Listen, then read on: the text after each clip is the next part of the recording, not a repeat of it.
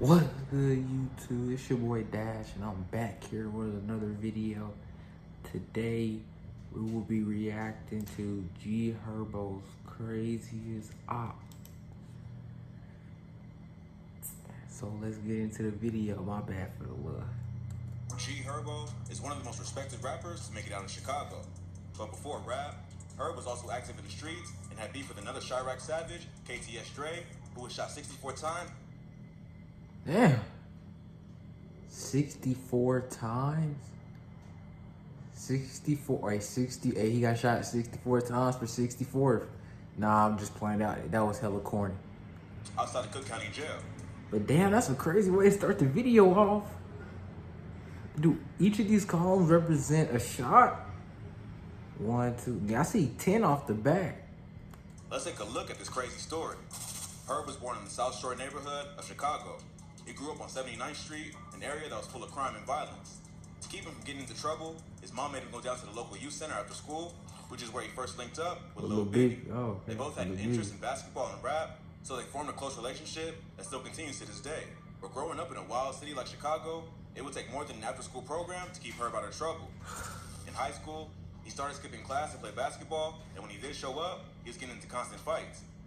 So your mom put you in the youth center just for you to stay in trouble? Really? Just for you to stay in trouble? So she put you in a youth center for no reason? He eventually dropped out at just 16 and started getting deeper into the streets. Herb and Bibby were part of a local gang called No Limit, which is a renegade set of the Black Peace Stones. No Limit will form an alliance with the renegade set of the GDs called the Muskegon Boys and form a larger group called NLMB, which stood for No Limit, Muskegon Boys, or Never Leave My Brothers Alone. Never leave my brother. That's a hard one. No limit, never leave my brothers at home. That was tough. Both of these groups were renegades, which meant that they didn't follow the rules and share the same beefs as the other gangs they broke off from. Plus, they had beef with almost every other gang in the city. One of their main ops. Please leave the ads on my videos and earn rewards. It's a win-win. Pi.org is a free ad blocker. Is a GD set called KTS, or Kill to Survive. KTS Dre was a rapper affiliated with the gang who was from the Lakeside neighborhood. His whole family was affiliated with the GDs, including his father Vinny. Oh yeah, these niggas, they look crazy. They look like they don't play. Which one of them got shot? 30? We'll get into it. And his brother Lil Vinny. KTS would not only beef with NLMB, they would also beef with several BD sets as well, including O Block and 600. The beef between KTS and NLMB. Oh, he beefing with O Block and 6, you know, that's 64th around there, so probably could have got 64 times for 64th. All started after the death of an affiliate named Paris Bassett, aka Lil Pez. Pez was killed back in March 2008 in the Grand Crossing neighborhood. He was found on the sidewalk with a bullet in his head. Damn. On the 1300 block of East 72nd Street around 11 p.m. Pez was killed just 2 days before his mother's birthday when he was only 16 years old. Dang, only 16? These kids, these are teenagers. Teenagers dying. His aunt later told the Chicago Tribune that Paris was a good kid, but he went down the wrong road and he got himself into something he could not get out of. She also believes his death was gang-related. Yup, I know it was. Paris wasn't a confirmed member of KTS, but he was from the neighborhood and many people there loved him. So his death hit hard. No one was ever arrested for the murder, but KTS believed that NLMB was responsible. So after that, it was an all-out war, and both KTS Dre and his brother Von would start applying pressure to NLMB. At one point, Dre and Von would slide into No Limit territory and press several members who were hanging out at a McDonald's. Dre would end up punching a No Limit, a dead member of NLMB. Dang.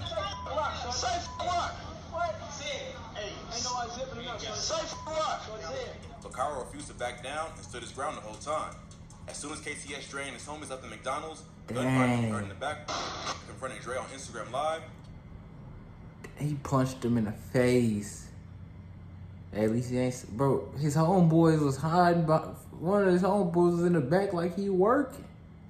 Proving that he wasn't scared. Then, in April 2010, a No Limit member named Faison Robinson was shot and killed on the 2900 block of East 79th Street. Police arrived on the scene and found Robinson dead with a gunshot wound to the back of the head. He was brought to the hospital, but later pronounced dead at just 19 years old. Another teenager. Faison was known by the name G Fazo and was a respected member of NLMB. G Herbos would later name his debut mixtape Welcome to Fazo Land after his dead homie and would shout him out often in songs. G Fazo's death also remains unsolved. Dang, that's crazy how many murders go unsolved in the hood. Nobody want to tell. Nobody want to open up. But many have credited the hit to either KTS Vaughn or Dre. The following year, KTS would strike again and take out another NLMB member named Jacoby Heron, aka Kobe. The 21-year-old was killed outside the same McDonald's on the 2400 block of East 79th Street, where Dre punched No Limit Cairo. Kobe was another well-loved member of NLMB, and his death was a major loss for the gang. In an interview with Sway in the Morning, Herb said that he was with Kobe celebrating Bibby's brother's birthday right before he got shot. He told Sway, "We was together. We was outside, like 4 in the morning, on the block chilling, shooting dice, all type of stuff. He just pimped off. He was always the type to not ask someone for shit. We got 5 cars out there. He ain't asked for a ride." And he a good one, cause I know how the streets be at night, bro. I ain't gonna lie, I would've asked one of them niggas for a ride home. Alright, he lived a couple blocks over, just walked off, and we heard shots go off. Like a lot of shots. We go to the scene, and I see my homie dead. Herb will go on and name his 3rd mixtape, Ballin' Like I'm Kobe, in honor of his dead friend.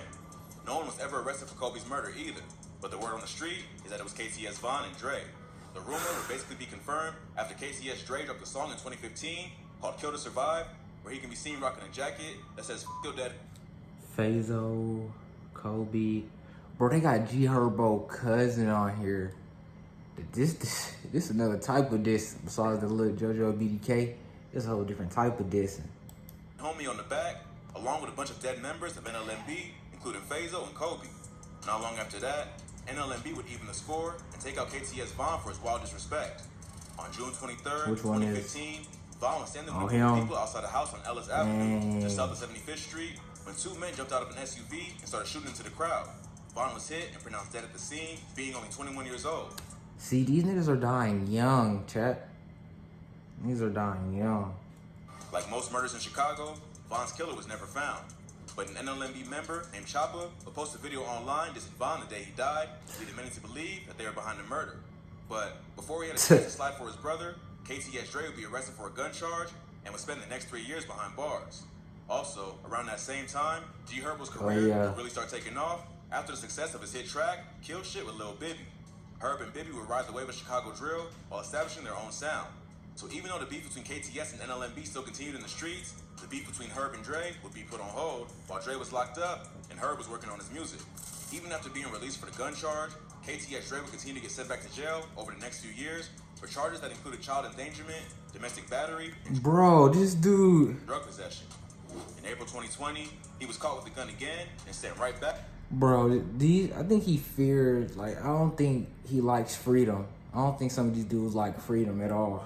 Back to Cook County Jail. Dre was at a gas station when 2 cops saw him and started grilling him. When they looked in his car, of course, they just messing with people.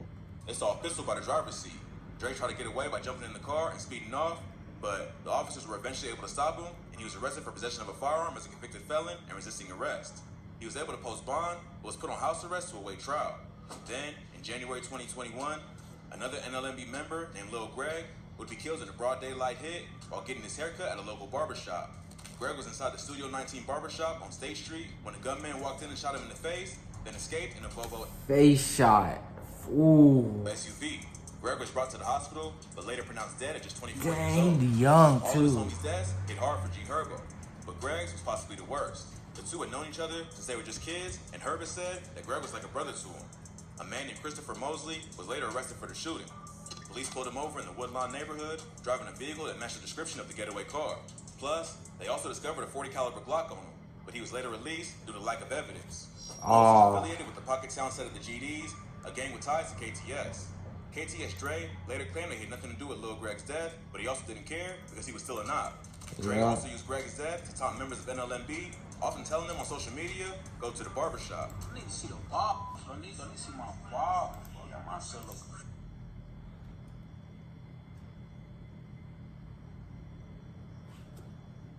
Hold on. Alright, we back. We had a little mess up. We back with the video. At that point, Dre was still on house arrest for the gun charge he caught back in April. He was only allowed to leave his house for a few hours each day to run errands. Dang. Dre wasn't gonna let that stop him from going about his business, and he continued to move around Chicago. He even made a trip to Wisconsin without the permission of the court. But when authorities found out about his activity, Bro, this nigga continue to do bad. If I was the judge, I would have just threw him in the book and called it a day. They would have been mad. He was arrested for violating his parole and brought back to Cook County Jail. His fiance posted his $5,000 bail, but he still had to spend the night locked up. It wasn't released until the following day. As he was released, he was met by his fiance and grandmother, and together they left Cook County and headed toward their car. As they exited the jail, 2 cars pulled up and several shooters hopped out. They all started letting off shots, showering Dre and his family with bullets. His grandmother was family? hitting the knees.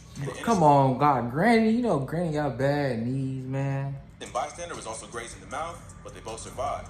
Dre was shot a total of 64 times in the face and torso and passed away almost immediately at just 31 years old. No one has been arrested for his murder, but many have claimed it was the work of NLMB getting revenge for the disrespect of Lil Greg. Their hood was allegedly shot up the same night, and it makes sense given their history. KTS Dre's death closed the chapter on one of the craziest beats in the history of Chicago.